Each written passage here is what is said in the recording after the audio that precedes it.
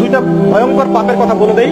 এই দুইটা পাপে যারা আসক্ত হয়ে আছে তারা তওবা করে ফিরে আসলে পরেও সারা জীবন তাদেরকে এটা সাফার করতে হবে। কথা বুঝতে পারছেন? তওবা করে ফিরে এসেছেন মনে করেন, তারপরেও আপনাকে সারা জীবন এই পাপের ফলটা ভোগ করতে হবে। এক, মাদকদ্রব্য দীর্ঘদিন সেবন করেছেন, তওবা করেছেন, ফিরে এসেছেন, আল্লাহ হয়তো মাফ করে দিয়েছেন, আল্লাহ পাক মাফ করে দিয়েছেন, বাট আপনি আপনার দেহের যে ক্ষতিটা করে ফেলেছেন এটা পোষাতে পারবেন। তখন আপনি যদি বিয়ে করেন আপনি স্ত্রীকে সন্তুষ্ট করতে পারবেন না। হ্যাঁ। দুই নাম্বার হচ্ছে এই যে গোপনে যুবকরা যে পাপটা করে, মাস্টারবেশন, যেটাকে আমরা বলি হস্তমৈথুন, এই পাপ যেসব যুবকরা করছে বা করে, এবং অ্যাভেলেবেল এই পাপটা সবাই করে, কারণ এখন পর্নের যুগ, পর্ন দেখলে তার কোনো উপায় নাই, তখন তো এই পথেই যেতে হচ্ছে, নিজের উপরে নিজেকে জুলুম করতে হচ্ছে।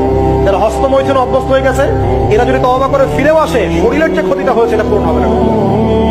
এখানে আপনার দেহের ক্ষতি, আপনার মস্তিষ্কের ক্ষতি, আপনার পরিবারের ক্ষতি। এমন আপনি যদি পরবর্তীতে গিয়ে পরিবার গঠন করতে চান, আপনি সুখী পরিবারও গঠন করতে পারবেন না, কারণ ভিতর থেকে আপনি নিজেকে শেষ করে ফেলছেন। গোপন পাপে লিপ্ত হবেন না, আপনি যৌবনকে ধরে রাখেন, ইনশাল্লাহ দেখবেন আপনি সারা জীবন এনজয় করতে পারবেন ইনশাল্লাহ। কিন্তু যদি এখন নিজেকে শেষ করে ফেলেন, এখন নিজেকে শেষ করে ফেললে আপনি বিয়ে করলে পরেও দেখবেন আপনি পস্তাচ্ছেন। ওই যে কলিকাতা হারবালে যেতে হবে না, মডার্ন হারবালে দৌড় দিতে হবে। আর সব হারবাল টারবাল খেয়ে লাভ হয় না। কারণ কি? কারণ আল্লাহ প্রদত্ত যে নেয়ামত সেটা আপনি নষ্ট করে ফেলেছেন, এখন এইটা আর আপনি ক্ষতিপূরণ দিতে পারবেন।